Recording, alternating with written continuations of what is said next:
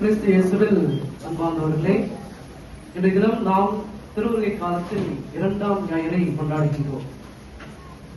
இன்று நாம் 2வது மெழுகுத்திரியை ஏற்றி வைத்திருக்கின்றோம். இந்த மெழுகுத்திரியினுடைய பெயர் பெத்லகேம். எதற்காக இதற்கு பெத்லகேம் என்று பெயரிடப்பட்டிருக்கிறது என்றால், பெத்லகேம் என்றால் ஹவுஸ் ஆஃப் பிரெட். இயேசு ஆண்டவர் தன்னை உணவாக நமக்கு தந்தார், தன்னை பலியாக தந்தார். ஆகவே தான் இது ஹவுஸ் ஆஃப் பிரெட். பெத்லகேம் என்றால் ஹவுஸ் ஆஃப் பிரெட் என்று அழைக்கப்படுகின்றது. இயேசு தன்னையே நமக்கு பலியாக உணவாக தந்து நமக்கு வாழ்வு தந்திருக்கின்றார். மேலும் இந்த திருவருகை காலத்தின் 2ஆம் ஞாயிறிலே நமக்கு கொடுக்கப்பட்டிருக்கின்ற தலைப்பு, நம்முடைய சிந்தனைக்கு கொடுக்கப்பட்டிருக்கின்ற தலைப்பு அமைதி. பல இடர்பாடுகள், துன்பங்கள், துயரங்கள் மத்தியில அமைதியை தேடுபவர்களாக நாம் அனைவரும் இருக்கின்றோம். நாம் அமைதியை எங்கே தேடுகிறோம் என்றால், வெளியிலே தேடிக்கொண்டிருக்கின்றோம். நம்மை சுற்றியுள்ள மனிதர்களோ அல்லது இந்த உலகமோ நமக்கு உண்மையான அமைதியை தருவதில்லை. யார் நமக்கு உண்மையான அமைதி தருபவர்? கடவுள் மட்டுமே. பெருஞ்சுமை சுமந்து சோர்ந்திருப்பவர்களே, எல்லோரும் என்னிடம் வாருங்கள், நான் உங்களுக்கு இளைப்பாறுதல் தருவேன். இந்த உலகம் தர முடியாத அமைதியை நான் உங்களுக்கு தருவேன் என்று கடவுளே சொல்லியிருக்கின்றார். ஆகவே நாம் அந்த அமைதியை வெளியிலே தேடுவதை விட்டுவிட்டு கடவுளிடம் நாம் வர வேண்டும். கடவுள் நமக்கு அந்த உண்மையான அமைதியை, மன நிறைவை தருபவராக இருக்கின்றார். யார் ஒருவர் அமைதியில் இருக்கின்றாரோ அவரால் மட்டுமே வல்ல செயல்களை செய்ய முடியும். கனிகளை நாம் பிறருக்கு நம் வாழ்வின் வழியாக கொடுக்க முடியும். ஆகவே அந்த உண்மையான அமைதியை நாம் கடவுளிடம் தேடுவோம், கடவுளிடம் நாம் பெற்றுக்கொள்வோம். இன்றைய நற்செய்தியில திருமுழுக்கு யோவான் நமக்கு தருகின்ற அழைப்பு என்ன அப்படின்னா, மனம் திரும்பி நற்செய்தியை நம்புங்கள், விண்ணரசு நெருங்கி வந்துவிட்டது என்கின்றார். இதுதான் இன்று அவர் நமக்கு தருகின்ற அழைப்பு. இந்த மனமாற்றத்தை பற்றி சிந்திக்கின்ற போது எனக்கு ஒரு கதை ஒன்று ஞாபகம் வருகின்றது. ஒரு தேனும் தவளையும் ஆற்றங்கரையில நின்று கொண்டிருந்தன. அந்த தவளை தண்ணீரிலே நீந்தி மறுகரைக்கு செல்ல நினைத்தது. அப்போ அந்த தேளு தவளை கிட்ட சொல்லிச்சான், நானும் அந்த கரைக்கு வரணும் நினைக்கிறேன், எனக்கு கொஞ்சம் ஹெல்ப் பண்ண முடியுமா? ஏன்னா உனக்கு மட்டும்தானே நீந்த தெரியும் அப்படின்னு சொல்லி அந்த தேளு தவளை கிட்ட உதவி கேட்டுச்சான். ஆனா அந்த தவளை சொல்லிச்சு, நீ என் மேல ஏறி வந்த அப்படின்னா உன்னுடைய கொடுக்கினால் நீ என்னை கொட்டி விடுவாய், அதனால எனக்கு பயம் உன்னை என் முதுகலை ஏற்றி செல்றதற்கு. ஆகவே எனக்கு உனக்கு உதவி செய்ய விருப்பம் இல்லை அப்படின்னு சொல்லிடுச்சான். இருந்தாலும் இந்த தேள் விடாப்பிடியா, நிச்சயமா நான் உன்னை கொட்ட மாட்டேன், என்ன நம்பலாம் நீ, நான் உனக்கு வாக்கு கொடுக்குறேன் அப்படின்னு சொல்லி அந்த தவளை கிட்ட மீண்டுமாக உதவி கேட்டுச்சான்.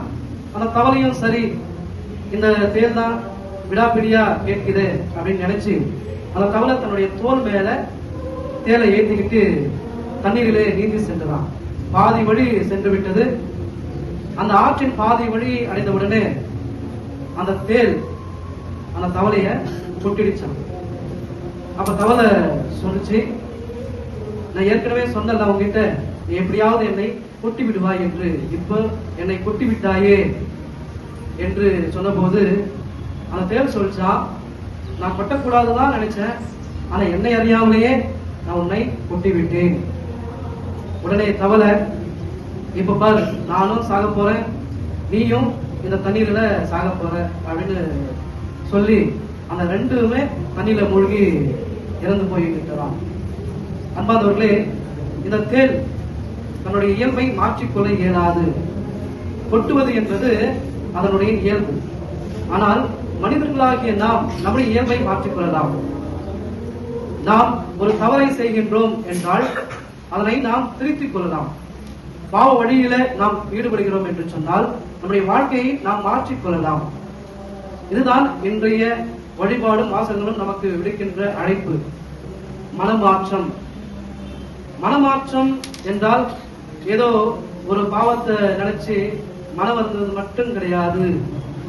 அந்த பாவத்தை திரும்பவும் செய்யாமல் இருப்பதுதான் உண்மையான மனமாற்றம். இந்த மனமாற்றம் அடைய வேண்டும் என்றால் நாம் செய்ய வேண்டிய ஒரு சில காரியங்கள் இருக்கின்றது. உதாரணத்திற்கு நற்செய்தியிலிருந்து நாம் ஒரு நிகழ்வை சொல்லலாம். ஊதாரி மைந்தனுடைய நிகழ்வு. அந்த ஊதாரி மைந்தன் தன்னுடைய சொத்துக்களை எல்லாம் எடுத்துக்கொண்டு ஊதாரித்தனமாக செலவழித்து பின் அவன் தன்னுடைய தவற்றை எண்ணி பார்க்கின்றான். அவன் செய்கின்ற முதல் காரியம் என்ன? அவன் தன்னுடைய தவற்றை எண்ணி பார்க்கின்றான். தான் செய்தது தவறு என்பதனை உணர்கின்றான். அதன் பிறகு அதை எண்ணி பார்ப்பதோடு இல்லாமல் அதை உணர்வதோடு நிறுத்திவிடாமல் அதற்கடுத்து அவன் எடுக்கின்ற முடிவு, நான் தந்தையிடம் செல்வேன், மன்னிப்பு கேட்பேன் என்று அவன் முடிவெடுத்து தந்தையிடம் சென்று மன்னிப்பு கேட்கின்றான். இதுதான் அவன் செய்கின்ற இரண்டாவது காரியம், மன்னிப்பு கேட்பது. மூன்றாவது காரியம், திரும்பவும் அந்த தவற்றை செய்யாமல் இருக்கின்றான். அன்பார்ந்தவர்களே, இந்த மூன்று காரியங்களையும் நாம் செய்கின்ற போது நாம் உண்மையாகவே மனமாற்றம் அடைகின்றோம். ஒன்று, நம்முடைய தவற்றை உணர்வது, எண்ணி பார்த்து உணர்வது. இரண்டாவது, மன்னிப்பு கேட்பது. மூன்றாவது, மீண்டுமாக அந்த தவறை செய்யாமல் இருப்பது. இந்த மூன்று காரியங்களை யார் மேற்கொள்கின்றார்களோ அவர்கள் உண்மையாகவே மனமாற்றம் அடைகின்றார்கள். நான் மனமாற்றம் பெற்றால் மட்டும் போதாது, பிறரும் மனமாற்றம் பெற வேண்டும். இங்க ரெண்டு இருக்கு. நானும் மனமாற்றம் பெற வேண்டும், பிறரையும் நான் மனமாற்றம் செய்ய வேண்டும். முதலில் நான் மனமாற்றம் அடையாம பிறரை மனமாற்றம் கிடைப்பது தவறு. அநேக நேரங்களில் யாராவது தவறு செஞ்சாங்கன்னா நம்ம என்ன செய்வோம்? இப்படிதான் காட்டுவோம். இப்படி காட்டும் போது அந்த ஒரு விரல் மட்டும்தான் பிறரை நோக்கி காட்டுகின்றது, மற்ற மூன்று விரல்கள் என்னை நோக்கி காட்டுகின்றது. அப்படின்னா என்ன? என்னிடம் தவற்றை வைத்துக் கொண்டு பிறருடைய தவறை நான் சுட்டி காட்டுகின்றேன். அது மிகப்பெரிய தவறு. முதலிலே நான் வருந்த வேண்டும், நான் மனம் மாற வேண்டும், பிறகுதான் நான் பிறரை மனமாற்ற முடியும். என்னில் முதலில் அந்த மனமாற்றம் உருவாக வேண்டும். நான் முழுமையாக மனம் மாற வேண்டும். நான் மனம் மாறிய பிறகு பிறரையும் மனமாற்ற வேண்டும். பிறரை நாம் அப்படியே தவறு செய்ய விட்டுவிடக் கூடாது. நம்முடைய எடுத்துக்காட்டால், நம்முடைய சாட்சிய வாழ்வால் பிறரை நாம் மனமாற்ற முயற்சி செய்ய வேண்டும். அப்படி செய்கின்ற போதுதான் திருமுழுக்கு யோவான் சொன்னவாறு நாம் இறையரசை கட்டி எழுப்புகின்றோம். அன்பார்ந்தவர்களே, கிறிஸ்துமஸ் பெருவிழாவிற்காக நாம் நம்மையே தயாரித்துக் கொண்டிருக்கின்ற இந்த வேளையில உண்மையான கிறிஸ்துமஸ் என்ன அப்படின்னா, வீட்டுல குடில் அமைப்பதோ, இல்ல வீட்டுல டெக்கரேஷன் பண்றதோ, இல்ல இனிப்புகளை தயாரித்து பிறருக்கு பகிர்வதோ, நல்ல ஆடம்பரமாக வாழ்வதோ, நல்ல உடைகளை உடுத்துவதோ கிடையாது. கிறிஸ்துமஸ் ஒரு வருஷமும் கிறிஸ்துமஸ் வருது, நம்ம இதைத்தான் செய்துட்டு இருக்கோம். இதுக்கு தான் அதிகமான முக்கியத்துவம் கொடுக்கிறோம். வெளி ஆடம்பரங்கள் அல்ல, அடையாளங்கள் அல்ல. எது முக்கியம் அப்படின்னா நம்முடைய மனமாற்றம். நான் ஏதாவது வாழ்க்கையில ஒரு தவறு தொடர்ந்து செஞ்சுட்டே இருக்கேன், அந்த தவற்றிலிருந்து நான் மீண்டு வர வேண்டும், புதிய மனிதனாக மாற வேண்டும். ஏதாவது ஒரு மாற்றம் இருக்கா? ஏதாவது ஒரு சேஞ்ச் இருக்கா? ஒரு வருஷமோ நான் என்னையே மாற்றிக் கொள்கிறேன் என்றால் அதுதான் உண்மையான கிறிஸ்துமஸ். இதை உணர்ந்தவர்களாக நாம் மனம் மாறி இறையரசிலே பங்கெடுக்க இறைவனுடைய அருளை நாடுவோம்.